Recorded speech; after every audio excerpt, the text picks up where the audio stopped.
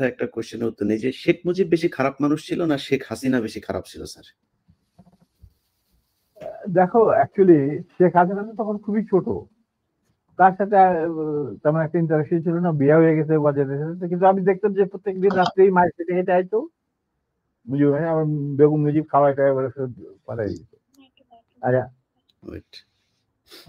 তখন সে ছাত্র রাজনীতি কিছু চলছিল, তেমন তেমন বিশেষ কিছু না, ওর কেউ বড় বড় নেতা ছিল মহিলা আওয়ামী লীগে, অতএব আমি এই ব্যাপারে তেমন একটা বলতে পারবো, তবে স্বৈরাচার হিসাবে বলতে পারবো। হ্যাঁ, আমি এটাই বলছি জি স্যার, এখনকার হাসিনার কথা বলছি জি স্যার। এখনকার Hasina was far more vicious এবং রক্ত পিপাসু than her father। এটা বলতে আমার কোনো, মুজিব বীজ বপন করেছিল এক নায়ককে ফেলে আসছে, আর সেইটাকে 16 বছরে পাকাপোক্ত করতে ভারতের সাহায্যে হাসিনা, এবং সে তার চেয়েও বেশি বাংলাদেশে ক্ষতি করতে, বাংলাদেশের লোকে মারতে, গুম করতে, আয়না ঘর সেই ঘর ফাল এই সমস্ত।